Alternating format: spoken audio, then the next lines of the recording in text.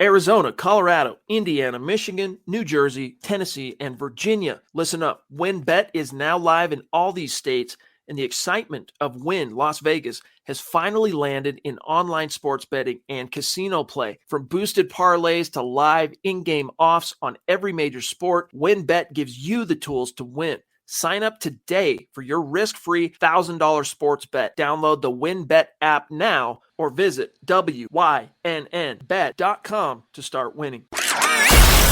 You're listening to the Huddle Up Podcast with Chad Jensen and Zack Kelberman.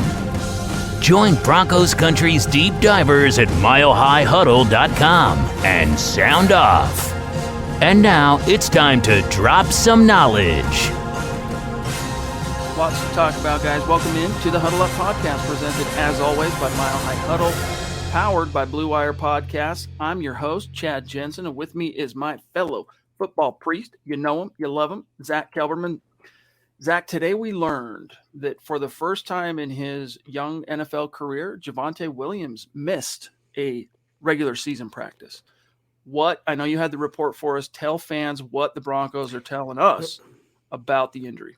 Well, it's listed as a knee on the injury report, but Vic Fangio called it a little leg issue, and then he explained that Williams' leg swelled up a little bit. It wasn't an injury that he suffered during practice. I don't necessarily know what's exactly going on with Javonte. It just sounds like a leg issue. Doesn't sound overly severe. Fangio expects Williams to play Sunday against Cincinnati in a huge, huge game. You can argue the Broncos' season's on the line in this game, so they need the running attack with Javonte. And it's worth noting that Melvin Gordon is battling 3 injuries now simultaneously, a hip, shoulder, and a sprained thumb he suffered against Detroit. He was limited Wednesday and today in practice. Could be Demaria Crockett getting some carries on Sunday against Cincinnati, but looks like right now, Javonte, barring any setbacks, God willing, he'll play Sunday. Dude, how crazy is it that the New England Patriots are the number 1 seed in the AFC? Maybe it's not so crazy. Maybe we slept too much, Zach, on Mac Jones. Or is it really this is coming to mind because I'm going to show you guys the current AFC playoff picture. But or is it just non sequitur, Batman? Well, we started talking about how important this game is, right? Like this must-win, do or die. And I thought, you know what? Let's look at the AFC playoff picture. I'll go ahead and flash this so you guys are a little bit more in line with what's going on here. Apologies for the abruptness there, but look at this: Patriots, Zach, number 1 seed; Titans 2, Chiefs 3, Ravens 4, Chargers 5, Colts 6, Bills 7. That's if the playoffs started this weekend.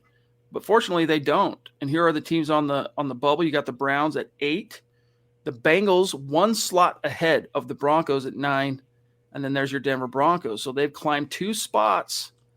If they beat the Bengals, and depending on what happens in the Raiders game, and they're going against Raiders-Browns, your Broncos could freaking leapfrog to 8. And also, I guess, depending on what happens with the Bills. If the Bills fall to 7-7, Broncos suddenly are that 7 seed, depending on how things shake out with the Browns.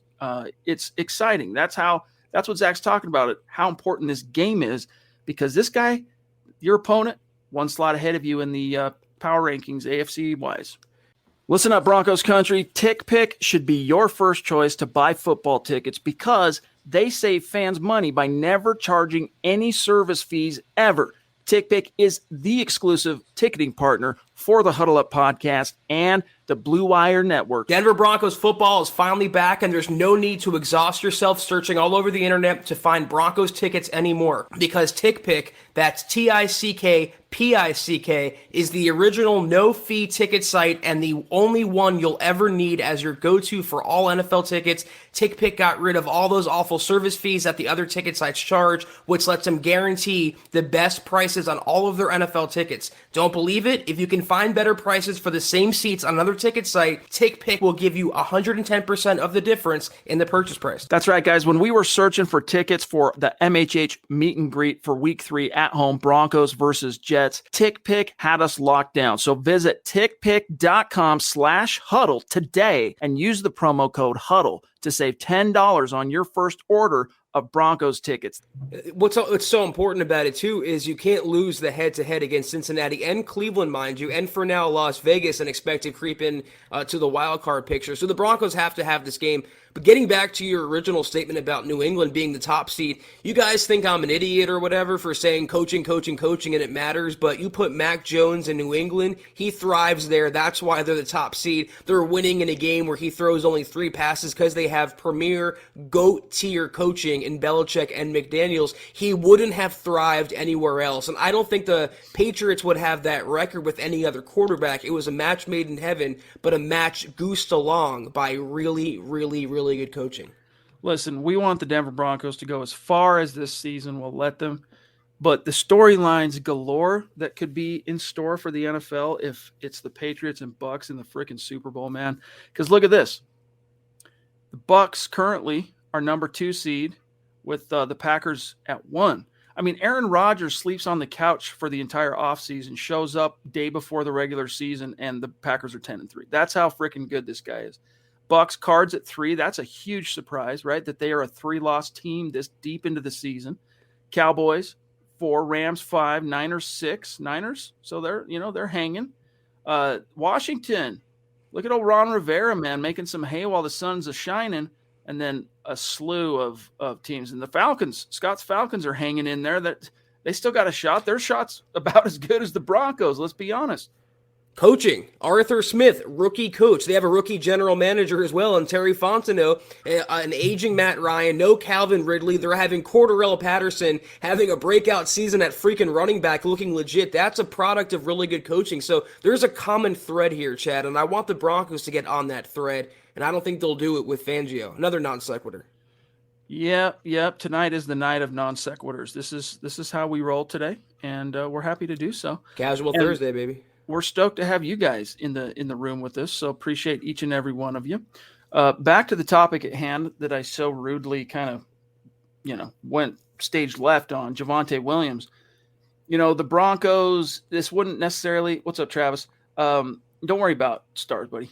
This wouldn't be necessarily, Zach, so alarming for Javonte if Melvin, as you mentioned, wasn't still trying to kind of fend off his own injury demons right now. And if we look, in fact, the injury report that I forwarded to you guys earlier today, they sent an updated one. And it shows here that in the updated version, Melvin Gordon limited today, limited yesterday. So that's something to definitely keep an eye on because, look, the Bengals are a really good rushing defense, as we'll go through here in a few more minutes. We'll go through the head-to-head. You're going to need your horses, man. And maybe that's what this was about. Maybe the Broncos were just like, look, we're going to need Javonte as fresh as possible. So if he doesn't practice on a Friday, so be it. Whoa. I mean, the big selling point for Melvin Gordon, one of them is he's supposed to keep Javonte Williams fresh, And now Javonte has an injury, so it kind of shoots a hole in that argument that the Broncos need Melvin Gordon, especially at his current salary, for one of the reasons being to keep Javonte injury-free or keep him fresh. He's in a timeshare and has a leg injury. It happens in the NFL. You can't keep players in bubble wrap, so that's why I still think Javonte should get the lion's share, but we're just going off different tracks today, I guess, Chad. Joe Burrow is nursing a right finger. I was not aware of this. Were you? Yeah, a couple weeks ago he suffered it, and he tried on different gloves, took off gloves. It bothered him, but then he came back and had a pretty good game last week. He didn't practice Wednesday, practiced in full today, so he's obviously going to play, but that's something to monitor. Other than that, Trey Hendrickson, right? That's a big one. Their edge rusher, didn't practice Wednesday, practiced in full today. Ooh, yeah, he's playing. Chidobe Awuzie didn't practice and is now on the reserve list, CV list. And DJ Reader, he of the throwing shade at Drew Lock fame, right? He didn't practice yesterday, practiced today. So, I mean, otherwise, the only guys, Zach, who didn't practice for the Bengals today, Trey Hill, the center, Isaiah Prince, the tackle, Riley Reif, the tackle, Logan Wilson, the linebacker, and the corner, Vernon Hargraves. Everyone else either was limited or full on their injury report. Yeah, Hendrickson not playing would have been a big break for the Broncos, but it looks like Awuzie is not going to play. Even though he's vaccinated, I don't think he has enough time to get cleared, and that's huge because you can argue he's been the Bengals' best defender this season. Unfortunately, though, if you scroll through Roto World, or what they used to be, what they're called now is, I think, is Edge, NBC Edge, it's stupid. It's sad. The blurb for Awuzie says it won't really matter, in other words, against the pass-averse Broncos. what a sad sentence when the Broncos have the talent they do at receiver, but it's still a big break for them if and only if Pat Shurmur wants to capitalize on that. Fingers crossed. Well, Trickle, he brought up a good point today as he wrote up the story on what Shurmur and Teddy had to say, kind of punching back against the criticism of, hey, where is the targets for Cortland Sutton, Tim Patrick, etc. We can go through. So we read you the Teddy quote yesterday, but we can go over what Pat said as well if you guys want. But one of Trickle's takes here, one of his main points in the article, and Stone, thank you for those big stars, my friend. You the man. You have come on strong like a frickin' whirling dervish, my friend. Let us say thank you, both right here and now, and by sending out a little piece of swag, dude. Why don't you shoot us an email, milehighhuddle@gmail.com, and send us your t-shirt size and your address, and we'll shoot you a little thank you for being so supportive, my friend. But Zach, back to Trickle. He's saying, look, when you have a dominant and prolific rushing attack and a solid, if not good, depending on the day, defense, you can win some games in the league. But when you have to, if you're so out of whack, if your passing offense, Zach, is so out of rhythm, your quarterback is struggling as hard as Teddy is to form chemistry and cohesion with your boundary receivers, when that time comes, when you are pushed into a corner and you need to throw, it doesn't bode well. And we saw that in week 13 in Arrowhead. Yeah, I've heard on other podcasts that Teddy is never going to win you a game, and he's never going to be the guy to win a shootout or win on the strength of his arm. And it's just, that's what you want in your quarterback. That's what you need in your quarterback. And there's really no excuses when he has the talent that he does. A lot of other quarterbacks around the NFL making much more hay than Teddy Bridgewater with a lot less talent around him than Bridgewater has as well. We all know what he is by now, a checkdown artist. The best thing that can happen, though, is the Broncos' running game blossoms in his stead during this time, and it has so far. Claude jumping in. Appreciate you, buddy. He says, I'm rooting for a tie tonight. Of course, it's Chargers, Chiefs. Other than a tie, what's the best outcome of tonight's game for the Broncos? You want the Chargers to lose. Yep. I mean, honestly, there's the margin. If we go back to the playoff picture, let me do a quick share screen, then we got to handle some matters of business here. If you go back to the margin that separates the Chiefs from the Broncos, it's 2 games. All right. And there's 4 games left to go. So it's one of those where even if the Chargers were to win, and the Broncos get to face all 3 of their divisional opponents one more time amongst these last 4 games. So if the Chargers were to win, it wouldn't be the worst thing either. Like either way, it's one of the Broncos' biggest, impediments to climbing up the AFC playoff picture right now. One of those guys is going to lose tonight, and that's a good thing. Which one, Zach? I mean, take your pick. Probably the Chargers if you want your best shot at kind of guaranteeing a wild card. Yeah, I think that the Chiefs right now are running away with the West. They're kind of getting their bearings and going back to the Kansas City team of old, and you got to give them that. So, realistically, you have to fight for a wild card. And it would help that you lower the team in front of you, which would be the Chargers. And also remember the Broncos beat them head-to-head, so they have that tiebreaker as well. Yeah, you want Kansas City to win tonight. You would root for the Meteor in a ideal scenario, but Kansas City in a realistic one. I don't know what's going on with the game, though. I just turned it on, and it looks like a pretty scary situation. The guy's on a stretcher right now. Uh-oh. I don't know what's going on. What's up, Miguel? He says, I think both teams are going to have good rushing days. It's going to come down to who can get the ball, the deep ball, even though it might be minimal. We will come back to that, my friend. Lots more to discuss. We're going to dive into the Bengals and really what kind of challenge awaits the Broncos this week. Appreciate my bookie. And guys, we love it when our community, one of the reasons sponsors like us, all right, is because our community understands that they support us when they support our sponsors, right? So we appreciate each and every one of you who have signed up on that code. Michaela jumping in. What's going on with, wow, very generous super chat. Thank you. Thank you, my friend. You know how much we love you. You know how much we appreciate you. And looking good in your new Patrick Surtain jersey, rocking it, still fresh. It probably still has that brand new smell, right? She says, much love to the entire MHH family. I hope Pookie is okay. It doesn't sound, reading, Zach, the actual content of what was said today and also the tonality, that the Broncos are too worried about Pookie. It's a matter of understanding, as you guys will see as we get through this here in a little bit, the head-to-heads, understanding, Zach, that this opponent you're going to have to come correct on the smash mouth if you want to, have a word edgewise in this debate that's going to take place on a gridiron on Sunday. Well, it's tough, too, because you want to establish the running game, of course. You want to take advantage of the running backs and the horses that you have. But Cincinnati, I don't know how many people know this, their run defense is really, really good. 4th ranked in the NFL. They're only giving up 93.1 yards per game. I mean, that's really solid run defense. Trey Hendrickson plays a big part in that, so that's why if he didn't play, it would be a break for the Broncos. But regardless, they have to try to keep it and establish it and keep it going because you can't rely on Teddy. If you get in the shootout, if it's Joe Burrow versus Teddy Bridgewater, you're going to lose that game. If you fall behind and you're forced to pass and go off game script and game flow, you're going to lose the game. So regardless, if it doesn't work on the first series, the second series, you got to stay with it until it does. I'm talking to you right now, Pat Shurmur. Yeah, Trey Hendrickson, he's kind of an interesting story, right? A 3rd-round pick out of Florida Atlantic of course, the Saints back in 2017. Then he goes to Cincinnati, and my dude is, he's become a thing down there. 2021, let's look at his let me take a quick peek at his stats. He's got, in 11 starts, let's see, he's got 12 and a half sacks.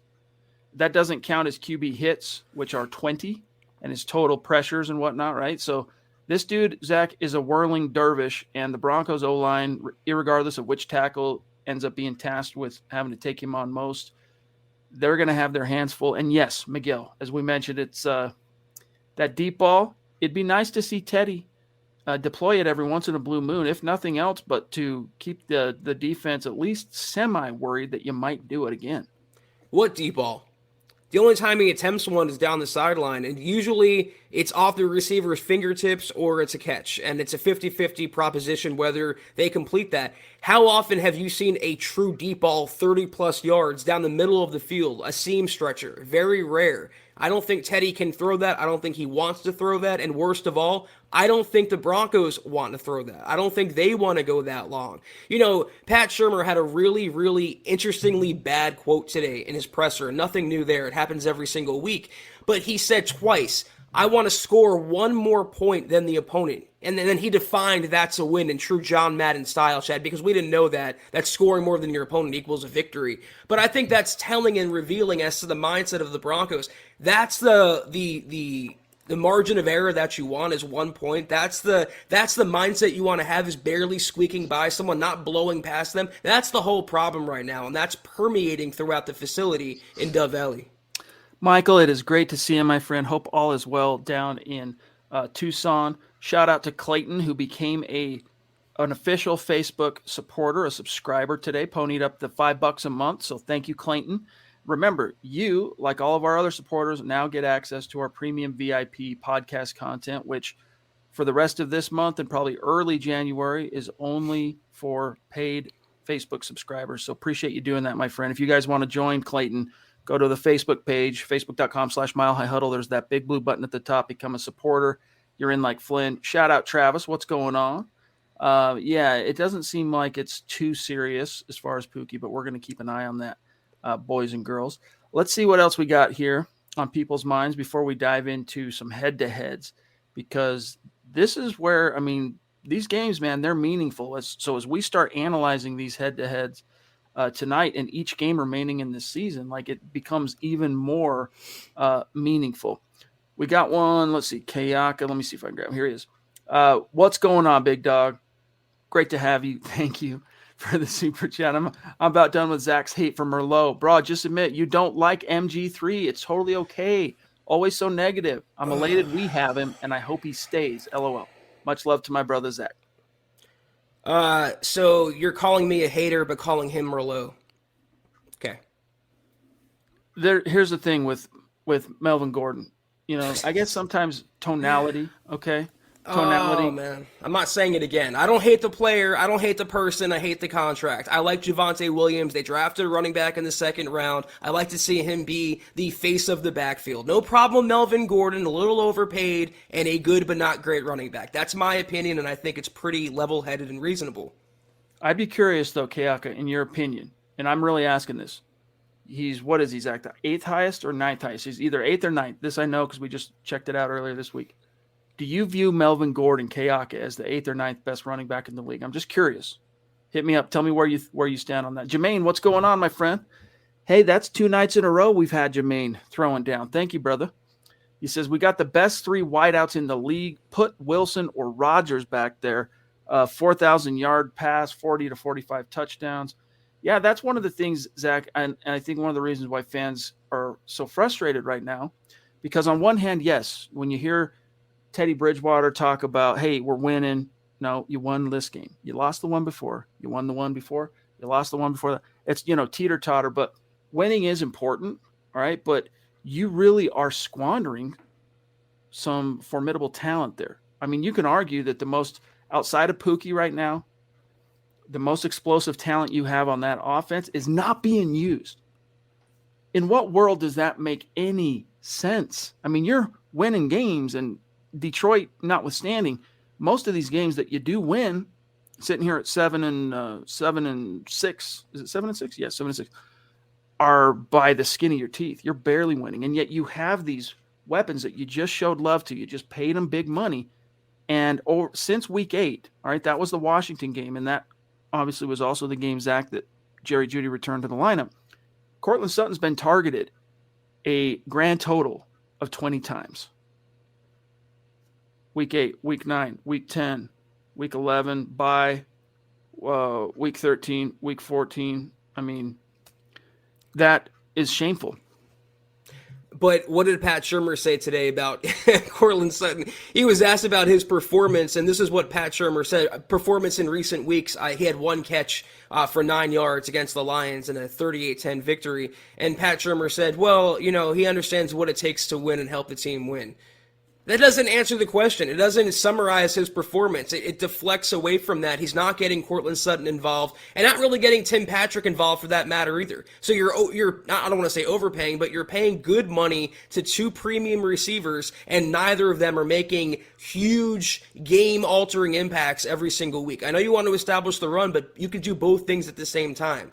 But I can tell you about Aaron Rodgers, though. He's a lot like Tom Brady. He would love a receiver of Tim Patrick caliber, considering his sure hands, his reliability. He would love someone like Courtland Sutton, considering how dominant he is in the red zone and on back shoulders and deep balls. And he would love someone like Jerry Jeudy, who's like a Javonte Adams light when it comes to the route running. So you put him in this offense, provided you have a coordinator that would let him cook. I mean, the sky really is the limit.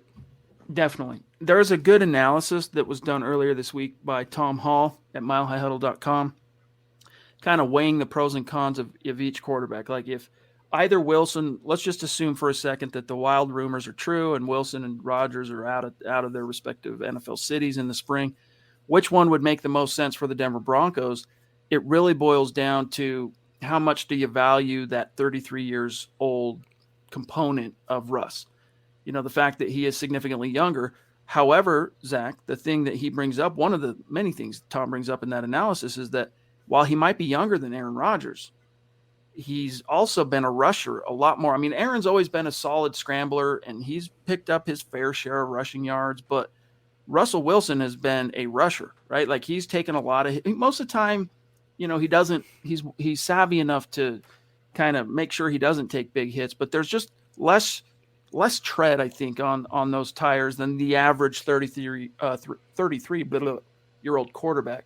So it just kind of comes down to what's your flavor. What do you prioritize more? If it's a matter of a passer that can come in and maximize the weapons and talent you have currently and really elevate all ships, it's probably Aaron Rodgers. But the downside to that is the shelf life, Zach, going to be much shorter. I mean, you have to compare production from this season, and it's been wonky from both ends. Wilson had the finger, but Aaron was on the CV list. He has the toe now, so they've both been dealing with ailments this season. And you mentioned the records before. The Packers are in the 2 seed behind the Bucs right now. I mean, they're cruising to a top seed in the NFC playoff picture. Mostly in part to Aaron Rodgers. And who does he really have on that offense aside from Davante Adams and Aaron Jones? I mean, someone like Valdez Scantling or Alan Lazard. The Broncos' talent in the receiving core is a lot better, but the quarterback, like you mentioned just now, raises all ships and all production around you. On this topic, all right, of the next quarterback, Colin Cowherd made some waves this week. In fact, this is probably something I'm going to write about, if not tonight, first thing in the morning. But he made some waves by saying the following this week, quote, "If Aaron Rodgers leaves Green Bay, he has to be the missing piece. There's only one place for that. It's the Denver Broncos. Green Bay does not want him in the NFC. I can assure you of that. Denver's a team that can give up 4 first-round picks. Cornerbacks, got them covered. 2 tight ends, Javonte Williams now. They've added a running back, 2 good running backs. They have a good left tackle. They have an edge rusher. All the things you need, and most of them are young."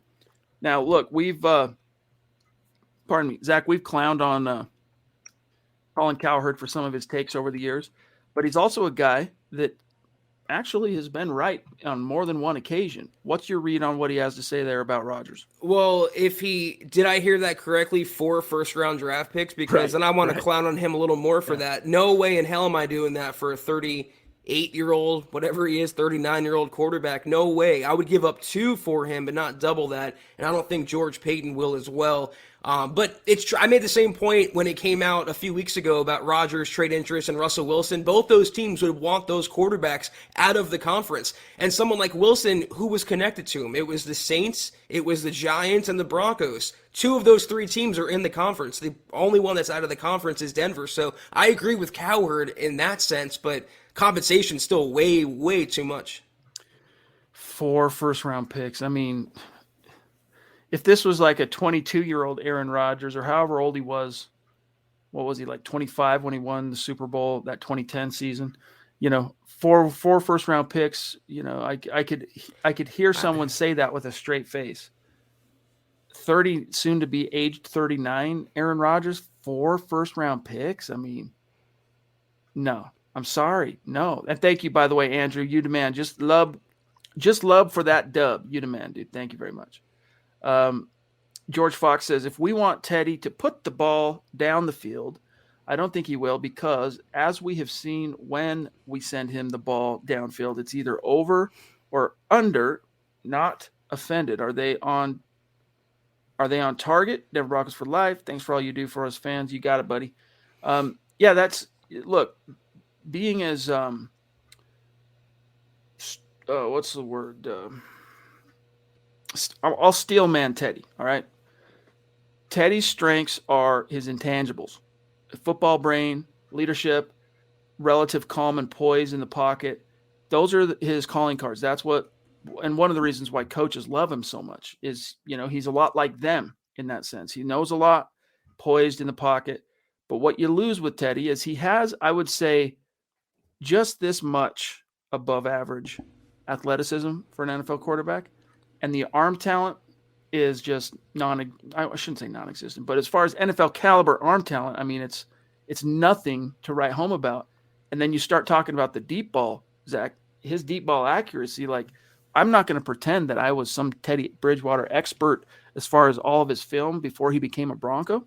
So I'll just base it on what I've seen as a Bronco. His deep ball accuracy leaves much to be desired. I can think off the top of my head of 2 or 3 maybe dimes that he's thrown that went more than 20 yards where I'm like, that was a nice throw, big dog. Yeah, one was dropped by Alberto against Pittsburgh, but if you can only think of 2 or 3, that's a problem in itself. And George makes a good point here. His accuracy isn't all that. I mean, sometimes he'll throw a ball and it's barely off the receiver's fingertips, but only in a position where the receiver could get it. He wasn't going to throw it in harm's way. Other times, he's sailing it over, under, out of bounds, too far inside. No one talks about that, but his accuracy has been a problem with the capital P at some points this season. And that's what I was saying. I don't think Teddy likes throwing deep. I don't think the Broncos like Teddy throwing deep. So it's a match made in heaven. Clayton goes from being a subscriber to now also the first time sending some stars on Facebook. Thank you, my friend. Thank you. He says, all you guys do a great job. Keep it up. And remember, guys, smash that like button. Appreciate you, Clayton. This is true, too, about Teddy. I mean, he had a free play and he checked it down for 2 yards. I will never forget that for as long as I live. It's been a long time since I've seen a quarterback meme themselves so hard, But I guess we shouldn't expect too much less just because Teddy doesn't go on social media. He doesn't have Twitter. He doesn't have any of that. So he doesn't have a TV. Doesn't have a TV. Real quick here, there was one I wanted to grab from. Where did he go? Yvonne, what's going on, big dog? Good to see you. He says, sorry to join a little late. What is the status of Kenny Young? I'll tell you. Kenny Young did not participate today or the day before because he's in concussion protocol.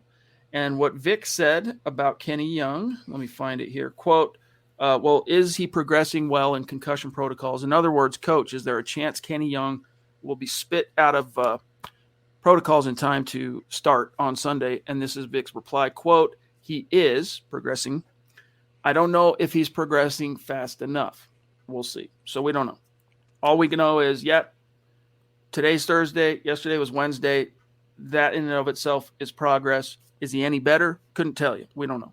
Sounds pretty ominous, though, and 2 DNPs don't bode too well. And he has to go through those stages of the concussion protocol, and the last one is from an independent neurologist away from the team. Fortunately, unlike being on the CV list, that can happen at any time. It can happen on Saturday. It can happen before kickoff. There's a chance he can play. It's not looking overly likely right now, but you know who stepped up in his place was Jonas Griffith. He graded out pretty well at ILB next to Baron Browning against Detroit. So maybe another guy stepping up in the linebacking core. Earned some props, too, from Vic Fangio, did Jonas Griffith. All right, we're going to grab Claude here, and then there's one from Todd Ostendorf I'm going to grab next. Claude says, can't wait for Shermer and Teddy to be replaced by people who know how to utilize the formidable weapons we have on offense. Yeah, it's probably only a matter of time. But again, if the Broncos make the playoffs, there's a good chance Shermer goes nowhere. And there's a solid chance they bring Teddy back because they don't want to look gift horses in the mouth, depending on what would happen with a Rodgers situation or a Wilson situation or Derek Carr, as we talked about earlier this week or whatever. Going 5 years without making the playoffs, and then you bring in a 1-year mercenary and you make it, and now he's a free agent. That fruit might be hanging too low for the Broncos, Zach, to say, yeah, let's go ahead and move on from Teddy. I could see him coming, throwing a few dollars at him, bringing him back, drafting a quarterback in the first round. This is, again, assuming they fail to really land an Aaron Rodgers or a Russell Wilson, and trying to see if they can't catch that lightning in the bottle in 2022. I mean, if you're of the party that just wants Shermer and Bridgewater replaced, there's a scenario if the Broncos make the playoffs where they bring Vic Fangio back as head coach and say, listen, you have to replace the OC and a couple other coaches and maybe the quarterback as well. That new OC would likely want his own quarterback, either a veteran in part with George Payton or a rookie to develop. So if you don't mind Fangio coming back, I think you'll be happy one way or the other next year. Todd says, I will say at least Drew Lock has a strong arm and can push the ball downfield, something that has been missing this year. Lock being benched may signal his end as a starter in the league, though. It may, and it definitely signals, Todd, his end as a starter in Denver, barring injury to Teddy. But yeah, he's got that arm. If you could take the poise, I'll say this. If you could take the poise of Teddy, all right, and the relative football IQ of Teddy, mix that with what you have in Drew's actual tangible skills, you'd have something pretty special in that one quarterback. But here we are close to Christmas, right? If ifs and buts were candy and nuts, ...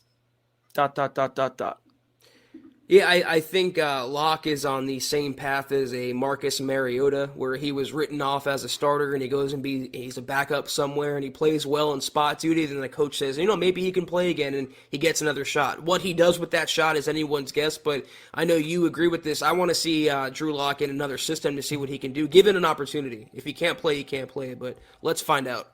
And you know what? If they end up moving on from the coaching staff and bring in a new one, I'd be just as interested to see how he might do with that new coach, like just with a different coaching staff. Pat Shurmur was a horrible fit for Drew, and Drew for him. That just wasn't a good match. Vic Fangio, that was a bad decision. I don't know. We could go on, but Drew's not even a factor in the conversation anymore. There was a good article, though, today that came out from Bob Morris. Guys, go give it a read. 6 Bronco draft picks. Recent draft picks whose rookie contracts are about to expire. What are their odds of returning? What's their future with the team? Drew's on that list. Go give it a read. Miguel says, I agree with Zach in terms of the contract. But I do like talking about Melvin here. I like the Chubb Hunt model in Cleveland. Well, to be fair to both, I don't think Melvin Gordon or Javonte Williams are as good as Kareem Hunt or Nick Chubb. I think Cleveland has the better running backs. You know, the Broncos have good running backs in their own right, but I think Cleveland's are better. And I don't know if you think Melvin's on the same level. I don't know who would be who in that situation. I guess he would be Kareem Hunt, but I would take Hunt over Melvin Gordon. I'll say that. That's my opinion, though. You guys can feel free to disagree. I'm not sure I would take Hunt over Melvin. Melvin, just more explosive. I mean, if you watch some highlights, what he does. What's Hunt's age? He's got to be a couple, 2 years or so younger than Melvin. I would guess maybe like 26 or 27. Something like that. Kayaka, hey, appreciate the calls to action, guys. Yeah, that's right. If you are in the room and you're on YouTube or Facebook, give the video a like, guys. It's a little thing that you can do that goes a long way to help us big time. Let's see, Travis. Scary thought, though. What if they keep them around talking about the coaches? It's a distinct possibility, guys. Jermaine says, and Russ, I trust. It's a distinct possibility that you have to reckon with. Like, Zach, Broncos fans, when Vic went on that 4-game losing streak after winning the first 3, then they lose 4 in a row, and then a couple of other letdown moments after that. Broncos fans started kind of emotionally just saying, I'm moving on. I'm tired of Vic. We need something new. It's going to happen. We've seen this story before. We know how the season's going to end. And then all of a sudden they kind of found a way to kind of battle back. And there again, guys, is a distinct possibility. Vic's going nowhere, but it is 100% contingent on, did you make the playoffs, Vic? If he does, I could see him staying. In fact, I'm almost certain, he would stay. But that's a big if at this point as far as them making it. Yeah, the only gray area, and I perfectly agree with what you're saying, but let's say 9-8. If you're George Payton, you can justify it both ways. You didn't make the playoff. I'm talking no playoff berth. 9-8 winning record, but no playoffs. You can justify it either way. But I wouldn't be surprised either if he says, you know what, I'll be patient, give it one more make or break year. Fangio's under contract. Seems like he's on the upswing. Let's see what we can do with some minor changes to the coaching staff and maybe the quarterback as well. I'm just prepping for that scenario. Quincy wants to know on Facebook, Zach, Malik Willis or Desmond Ridder? Oh, that's a tough. I mean, both need a lot of seasoning in the NFL, good coaching at the next level. Ridder gives me some Dak vibes, though. I've seen that comp a lot, and I would love to have a quarterback like that. Malik Willis, I think, has the higher upside. I don't know. I think you can go either way, but like I said yesterday, we're going to get so many of these questions between now and the next couple months. And it all depends. My answer is the same every time. Who's coaching the team and who's the coordinator of the team? Hey, Jordan, first-time stars, pretty sure. Thank you for that. Really means a lot. Stick around. Any topics you got, questions, get them in the chat. We'll keep an eye out for them. Zach, here's a pop quiz, okay? How many Bronco quarterbacks all time would you guess have passed for 3,000 or more yards in a single season all time? Man, like just one quarterback? Doesn't matter if they did it multiple times? Number of seasons, yeah. Just one number of quarterbacks. 5. Wow. See, I was the exact opposite of that. I would have, if someone would have asked me off the top of my head, I would have gone through the Rolodex. I probably would have answered somewhere between 10 and 15. But if Teddy Bridgewater manages to pass for another 56 yards in the season, he will become the 11th Bronco quarterback sold him to pass short. for 3,000 yards. On that note, let's go ahead and start our head-to-head here and take a look at these two teams who, kind of been down in the dumps, both of them, the last couple 2-3 years, but they're on the brink of something cool. The Broncos currently, though, own a 23-10 all-time record against the Bengals, including a 14-3 mark at home. Let me see if there's anything cool here that's worth noting. Got that right, Yvonne. For what sure. What did you say? Read it to me. I can see Zach throwing his cap in anger if Shermer and Teddy stay for the next season. Ha. Could be. All right, here is the head-to-head, guys. Green obviously signifies a top 10 statistical ranking. Red equals bottom 10. Both teams chilling at 7-6 right now. So there's a huge game. Both teams on the bubble, in the hunt, however you want to portray it in the AFC. The Broncos are +1 in the turnover differential. And guys, that just simply means they have taken the ball away one more time than they have given it away. Meanwhile, the Bengals are -4, right? And that mark, by the way, puts the Broncos right in the middle of the pack. Time of possession, this Broncos offense, Zach, still top 10. They average 31.5 minutes per game possessing the ball, which ranks them 7th. Meanwhile, the Bengals, they're only, less than let's see. They're 30 minutes, 52 seconds, so just shy of 31 minutes, and that ranks them 14th. Looking at these offenses, though, Zach, the Broncos in net yards per game are ranked 19th with 345. The Bengals, just a few marks better, 358. We'll call it 359 net yards per game, which ranks them 14th. Yards per play, Broncos are middle of the pack, as are the Bengals, but still a little bit better than the Broncos. Points per game, the Broncos are averaging 21.2, good for 20th in the league. The Bengals, meanwhile, Zach, look at this, top 10, averaging 27.2 points per game. Rushing, the Broncos are the 11th best rushing offense, averaging 123 yards per game. The Bengals, 19th, averaging just shy of 109 per game. Passing, Joe Burrow, he's averaging about 250 yards per game. That's just outside the top 10. Broncos are 19th, averaging 221. And then we get into some green here for your Denver Broncos. Interceptions, the Broncos have only thrown 9. That's good for 9th in the league. That ties them for 9th. They've only lost 6 fumbles, ties them for 9th. Fewest, right? And then so in total giveaways, they've only given the ball away a grand total of 15 times, which ties them for 8th. Meanwhile, Zach, 14 picks for the Bengals that they've thrown. They've lost 7 fumbles, 21 total giveaways. They're in the bottom third of the league. Sacks, the Broncos have given up 33, bottom third, tied at 23. Bengals have given up a whopping 41 sacks. Zach, if this is not the game that Bradley Chubb finds a way to go off the chain, then I'm really going to be worried. I'm a little bit worried now about him. Then I'm really going to start, edging toward the cliff. What about Shelby Harris as well? It would be a nice time for him to have his coming out party after getting his new contract. Draymond Jones being kind of banged up sucks because I think he can do some damage against an offensive line that surrenders sacks. And the Bengals offense strikes me as an explosive unit, but one prone to turnovers and just poor play. So the Broncos defense, they can really dominate this offense if they play correctly.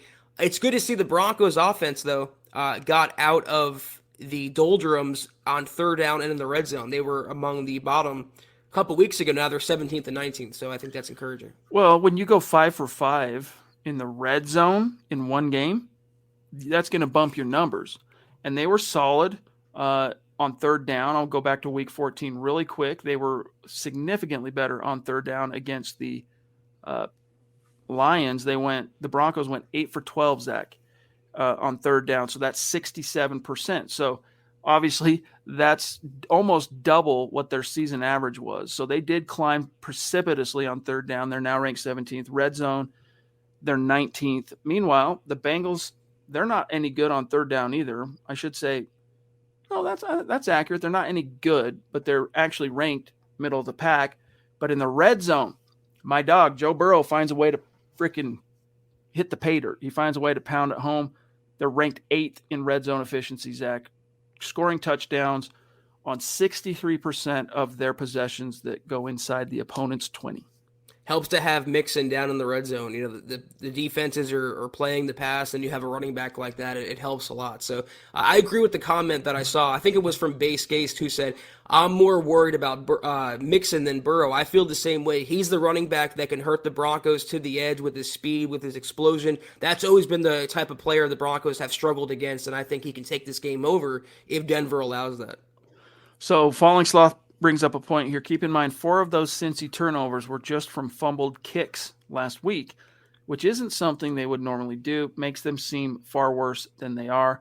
Yeah, perhaps that's true, but it's all part of the milieu, right? It's all part of the tapestry.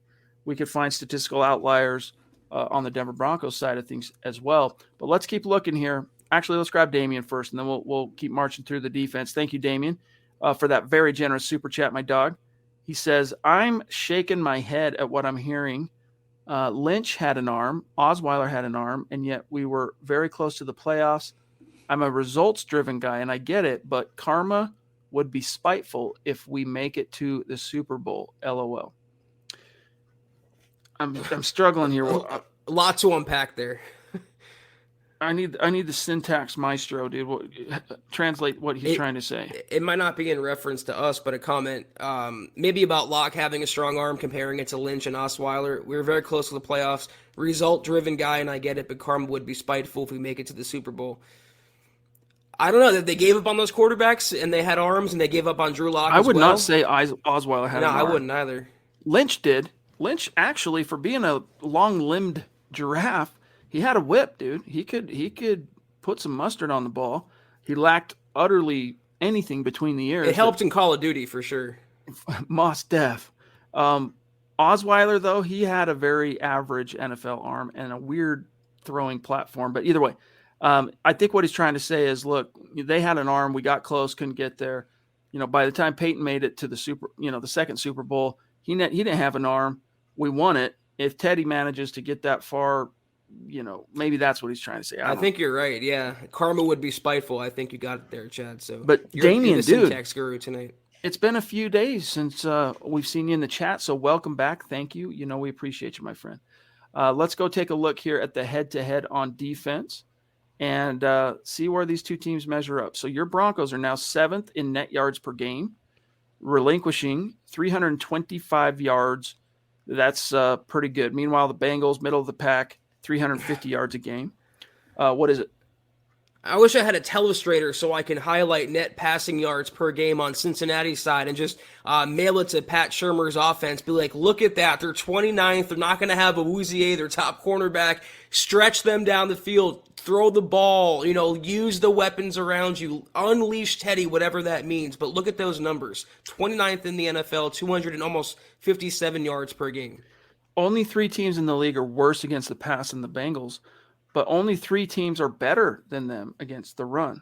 So, yeah, you're going to see the Broncos, I think, Zach, and especially with all the storylines that have been permeating, combined with the injuries to Gordon and now Pookie, I think you're going to see Teddy Bridgewater under, directive from Pat Shurmur, try and air it out a little bit, try and move the ball with the pass.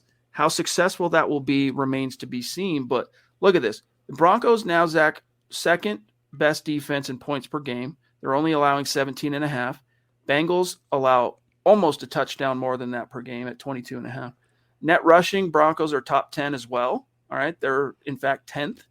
But the Bengals are 4th. They don't even allow an average of 100 yards. They don't allow opponents on average to triple digits.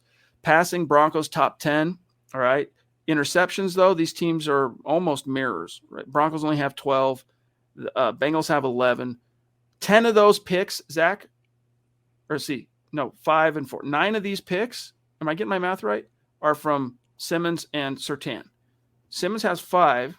Doesn't Pat have 4, I want to say? I'm going to double check that. I'm pretty sure, yeah. We got the Queen. Oh, read it. I'm off screen. I'm too busy bowing to her right now, Chad. Christy popping in here. So good to see you, Christy. We love you so much. $50 super. Thank you so much. Awesome. She goes, hi, kids. Long time. Hope you all are having a great night. Glad to finally catch my guys live. Go Broncos. So good to see you, Christy. We've missed you around here for sure. I hope you're having a great night and know that we love you very much. Yes, we have. Hope everyone's doing well in the household. Did you get the second jersey?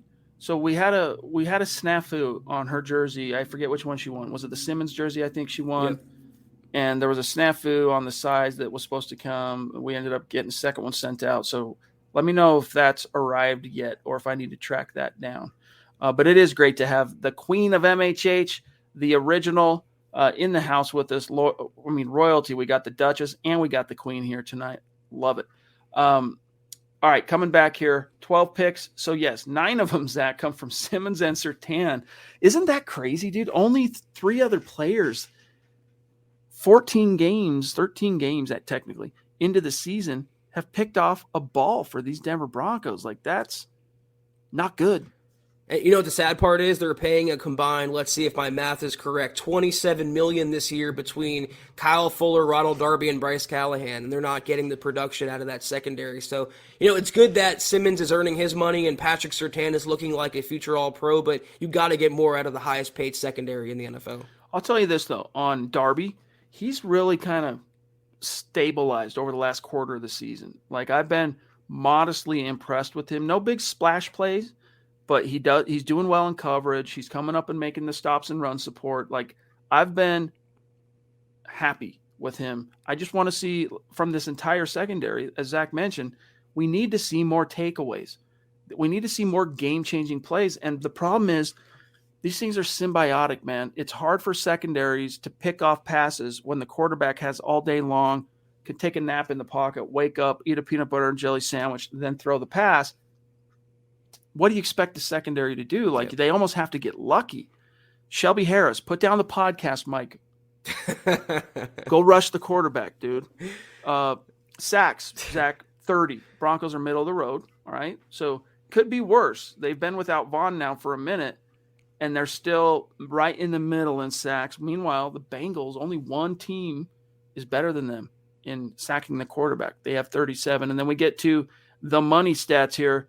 Third down, the Broncos still suck at holding opponents, getting them off the field on third down. They're ranked 26th.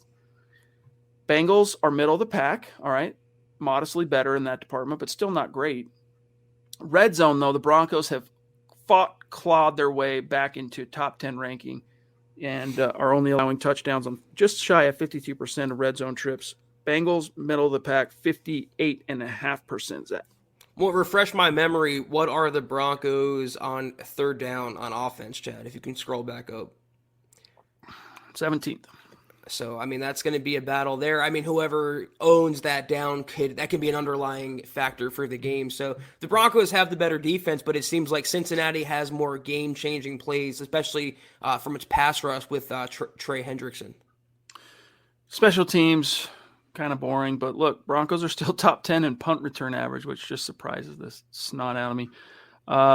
Field goal percentage, 10th, thanks to McManus being relatively consistent this year. Penalties, look at this. Broncos are one of the least penalized teams in the league. So are the Cincinnati Bengals. In fact, when it comes to penalties committed, they are the least penalized team in the NFL. That's interesting, Zach. That doesn't typically speak to a young, his third year, just like Vic, because they were the same coaching cycle. That young head coach, Zach Taylor, was it Zach Taylor? I just had a brain fart. Yeah. Usually, when it's a young guy, usually you see a little bit less discipline, a little more slop, guys taking liberties, less feeling like accountability. The Bengals might have something going here. If it's not their year this year, which it probably isn't, they're building something that is going to be, I think, a force to be reckoned with. Coaching. I hate to keep hammering the same point, but he was being talked about as a firing candidate after the season, and actually, after last season as well. And he turns it around. It helps to have the quarterback in Joe Burrow, but what he's done for that offense and re-energize the organization, having that young perspective in the building, I think it's giving Cincinnati, a historically basement-dwelling franchise, a new shot of life. Miguel, thank you for the trip down memory lane. 2009. Was it week 1 or week 2? It was one of the first 2 games of that season. I think it was week 1, wasn't it? I think it was the season opener. Broncos go on the road at the Bengals, and it's McDaniel's first game as head coach.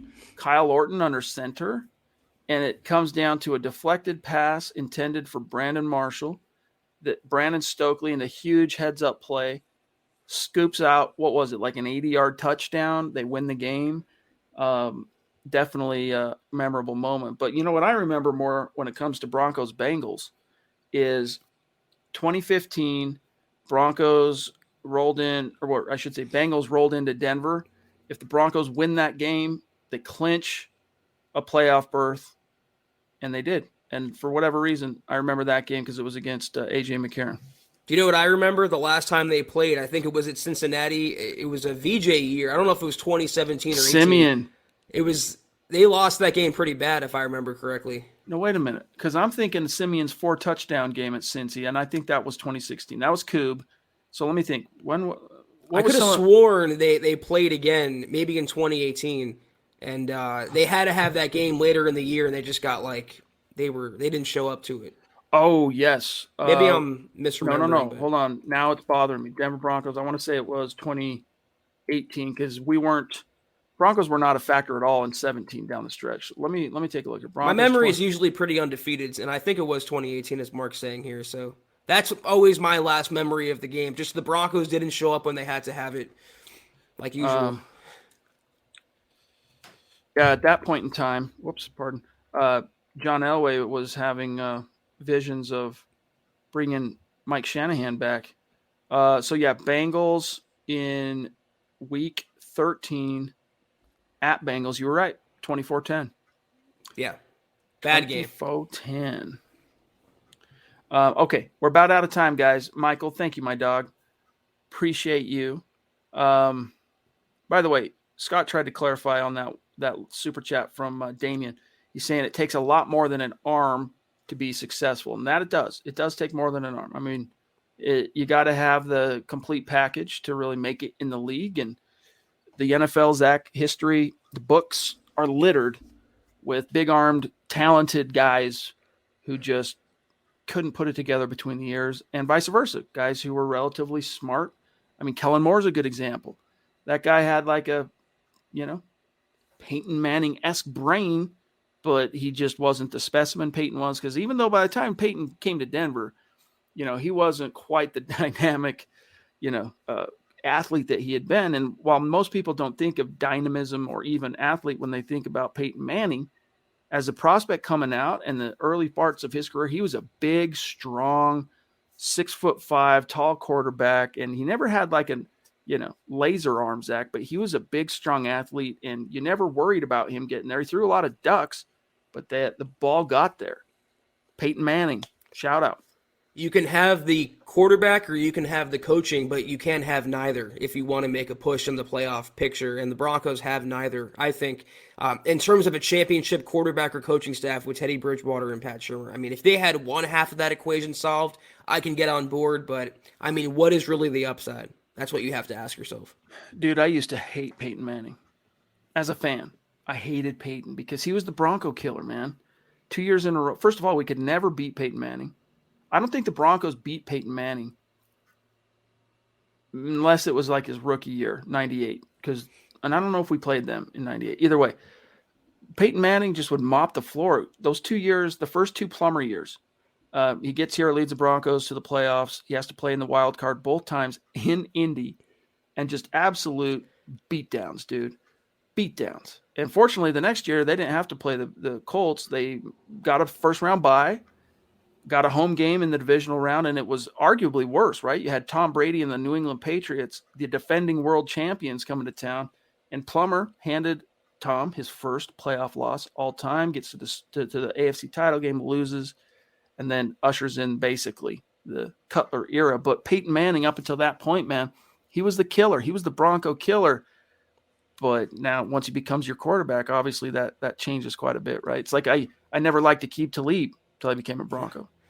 Yeah, as a football fan, I love Peyton Manning, but as a Madden player, I hated playing against him because he would take it down to the final 2 seconds by constantly audibling and Omahaing every single second. So, great player, great personality, and he does these Monday night telecasts with Eli Manning that are tremendous, and I would recommend everyone watch those. All right, guys, we are about out of time, so I'm just looking for any. Michael says, well, hold on to Shane. Actually, Shane says Broncos beat the Bengals in 18-24-10. It made us 5-6. Thanks, Shane. Do appreciate that, bro. Michael says Bengals will win this game if the Broncos don't trust their running game and passing game with Teddy, Gordon, and Williams with this coaching staff. It'll be interesting because Zach, he kind of makes a point here. It's worth talking about. It would be really easy for Shurmur to go away from what's been working, the running game, like take that low-hanging fruit because the Bengals are so bad against the pass, and just like completely jump the shark and live to really rue that game plan. So they got to just be a balanced offense, man. Have presence of mind, convert in the key situations. You'll be okay. But here's what happens if Cincinnati shuts down the Broncos running game, which, by the way, Melvin Gordon and Javonte Williams are both nursing injuries now. So let's say they take away the running game. This could be the week that Teddy Bridgewater has to step up and win Denver the ball game. And in a playoff implicating matchup against Joe Burrow in Cincinnati, a far cry from Detroit, I don't think he's capable of that. He has not once this season won a game on the strength of his own shoulder. He's ridden the wave to a victory, Chad. And it could be the case this week where that fourth-ranked run defense, they take care of Pookie, they take care of Melvin Gordon, and they say, beat us, Teddy. I don't know about you guys, but that makes me scared.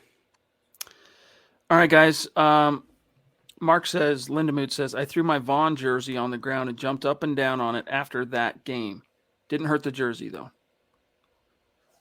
What happened with Vaughn in that game? Now I'm trying to remember, man. Like, people are remembering that Cincy game. And we're still talking about Cincy, right, Mark? Yeah, Clayton. Shout out, buddy. Broncos for life, Wisconsin. In the 2016 game, if they played Cincinnati, they play them like every year for 3 years. We're remembering so many matchups. Didn't Vaughn have a strip sack of Andy Dalton and Shane Ray ran it back for a touchdown? I want to say that was the Trevor 4 touchdown game. I think it's the same though, right? Was that the Vaughn play they were talking? I don't know. I'm confused now. Too many Bengals. Broncos. I'm probably the one confusing you because I can't remember the complexion of that 2018 game for whatever reason. I don't know. I'm trying to rack my brain. I'm assuming it was. Oh well, 18 obviously it would have been Keenum. Oh yeah, I remember that game, dude. I remember that game now. Rick says, don't you just love how New England found its quarterback after just 1 year removed from Brady? Here's to hoping Peyton is cooking. He's a cooking. He's biding his time. But guys, we got to dip on out of here. Thank you so much for spending a little time with us. Zach, if you want to do the rundown, we'll dip on out. I think I was thinking of the Colts game in 2016 with Shane Ray and Von Miller having that returned. The fumble 6. If I can scroll and my mouse allows me to get to the banners, there, I got it. Okay, guys, this was the Huddle Up Podcast. We are done for the week. This was the Mile High Mailbag and head-to-head matchup for the Broncos. Week 15 showdown against Cincinnati on Sunday. We'll be back on Sunday evening to recap our gut reactions and provide our analysis to that game. Until we see you guys next, follow us on Twitter at Huddle Up Pod. Follow us on Twitter at Mile High Huddle for all your Broncos news, analysis, rumors, film breakdowns, and more. You can follow my partner, Chad, on Twitter at Chad and Jensen. You can follow myself at Kelberman NFL. Follow Scott on Twitter at Scout Kennedy. And if you haven't already, go to huddleuppod.com and get yourself a dope football priest hat like Chad and I are rocking. Get yourself a coffee cup. Get yourself a beanie. Hot off the presses right now at huddleuppod.com. And if you haven't, go to facebook.com/Mile High Huddle. Hit that big blue button. Become a supporter. Kelberman's Corner, Broncos Book Club, Trickle Zone, exclusive content each and every week at your fingertips. $5 a month. You have my recommendation, worth every penny. And facebook.com/Mile High Huddle Pod. Follow that page. If you haven't, if you want some swag, go to Apple Podcasts and leave your football priest a 5-star review for a chance to win a hat, beanie, coffee cup, etc. each and every month. But if you can't do those things, do these 3 things. Subscribe, like, and share this video and every video you see on the MHH channel. It helps us grow and reach more Broncos fans just like you. Yeah, guys, please, a small little thing you can do before you dip out, like the video. Helps us out a ton. Shout out to these top star senders on Facebook. Miguel at the top. Jermaine. Wow, Jermaine comes out of left field last night, and now he's ranked 2 on the board to end today. That's dope. Thank you, Jermaine. Stone, right behind him. Michael, Claude, Jordan, Yvonne, Clayton, George, Fox, and Andrew Baker. Much love and respect to each and every one of you. George Fox here. Thank you for those stars, buddy. He says, if we have to count on Teddy to win this game, I'm afraid we lose then. Well, yeah, you can't count on Teddy to be that difference. But if you get a good, balanced, complementary performance from the team, man, he can do enough to keep you not squander that, right? So anyway, as Zach said, much love to you guys. Broncos Book Club is returning Saturday at noon Mountain Time. We will be going through the next 2 chapters of Slow Getting Up, Nate Jackson. Excellent book. And then after that, we'll see you Sunday for Kelberman's Corner first and then Huddle Up Pod. I think we're so knee-deep in Stockholm Syndrome, Chad, we don't realize what we're saying anymore. I mean, you just said the Broncos quarterback is not going to be the difference, and we shouldn't expect him to be the difference and win the game for them. It's a really, really sad state of affairs, but have a great weekend, Chad, Scott, everyone out there for tuning in. We'll see you guys on Sunday after the game. Take care, and as always, go Broncos. You've been listening to the Huddle Up Podcast. Join Broncos Country's deep divers at milehighhuddle.com to keep the conversation going.